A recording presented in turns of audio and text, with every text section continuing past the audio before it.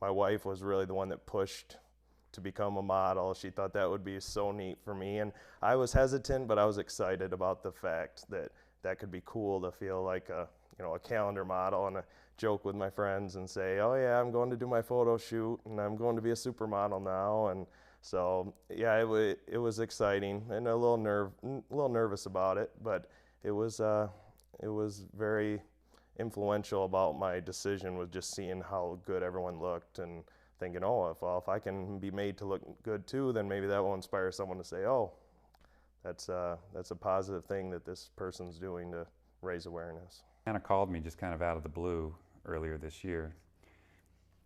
Totally caught me off guard and just said, you know, we like your story. We know we didn't select you before. We're not accepting couples. This year we want to know if you'd be willing to be in it yourself. I just thought about it for a moment and said, yeah, definitely, you know, it's a great opportunity. I mean, up till this point, like I explained, pretty much all of everything that I've been doing has been reaching out and helping people that have been diagnosed with colon cancer, but I really hadn't done anything to raise awareness for colon cancer, to keep people from getting colon cancer, right? So I kind of looked at it like, here's the other half that I've been missing, you know, so it looked like a great opportunity for me. Got excited. When I saw it, I thought, how absolutely cool is this? A calendar of people like me. People who were diagnosed with colorectal cancer before they were the typical age of 50. And I thought, wow, I would really like to be a part of that, because this is not only showing, you know, the strength and the beauty of these people, but this is a great way to raise awareness. Shortly after I was diagnosed, I was looking online trying to get information, and one of the websites I found online was the Colon Club, and I was so excited to see that there was other young people that had been diagnosed with colon cancer, and of course one of the first things I looked at was the project, the Colondar, and I thought, this is so cool. And so I guess probably about 2 years ago, I had emailed to see about applying for the Colondar, and the application deadline had already passed. And Molly said that she would send me an application for the following year when applications went out. And so she did send me the application for 2009.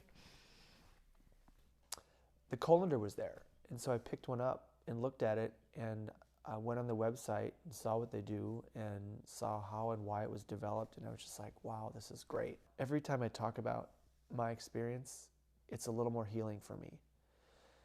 And I will talk a couple times a year to people about colon cancer, and I thought this was just one more way that I can continue to spread the word and get the word out there, because I truly feel if you're passionate about something, you need to share it. I always wanted to do something to try to make a difference and turn it into something positive.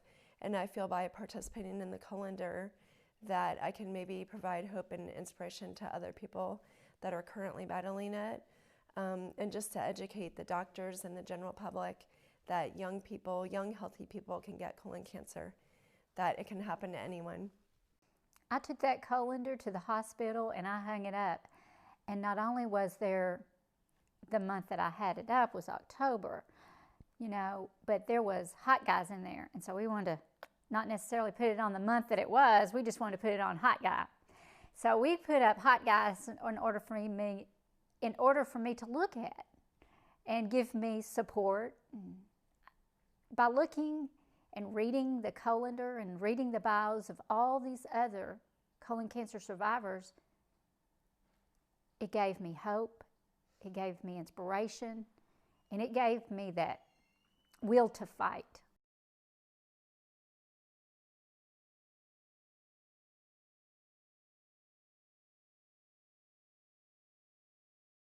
And so it took me, I guess this is my second year, so it took me it only took me like a day to figure out what was going on. But then you sort of forget. You totally forget. You're like, okay, all of this is because it's of colon cancer and it's all for that. But that goes out the window in the first 20 minutes. And it becomes just a weekend with fun people. We're all strangers when we get here, but we're talking about the most intimate things, and we're helping each other.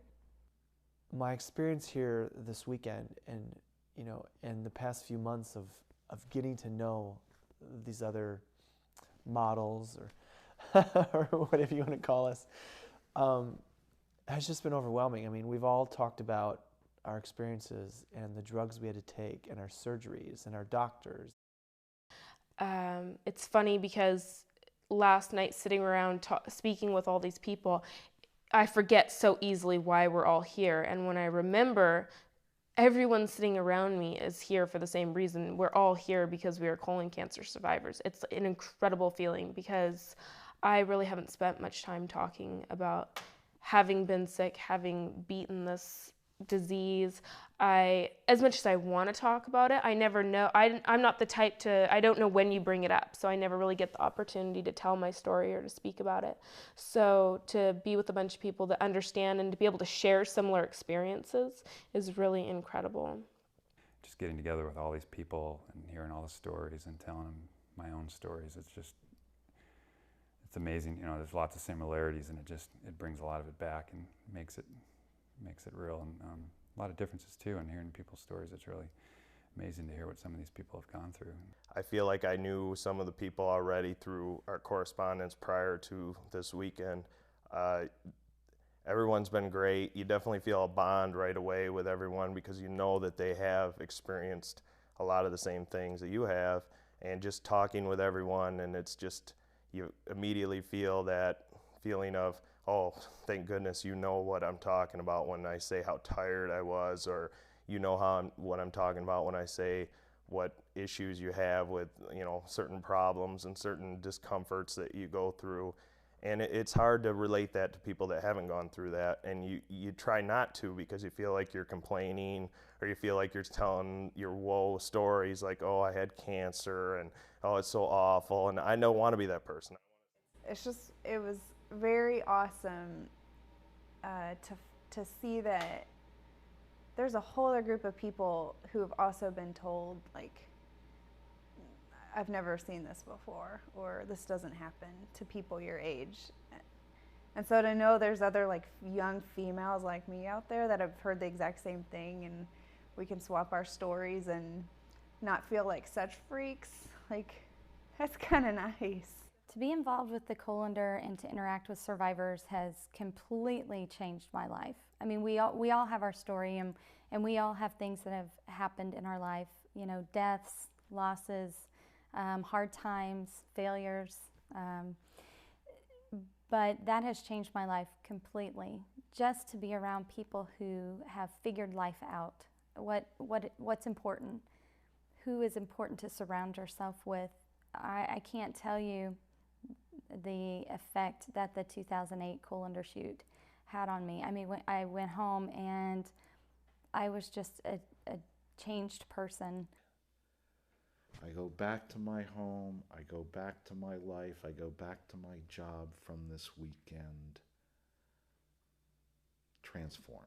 I think if anything, if one person takes this advice and does something with it and they get saved, every hour that I've worked on this project, every minute, all the years I've worked on this project, it's worth it to me. You hear stories about people that like go through disasters together in a lifeboat, you know, in like a building that's collapsed, and you know there's a group of people that are trapped and huddled together. It's that kind of survivor experience where in a short amount of time you feel like you just look into everybody else's soul.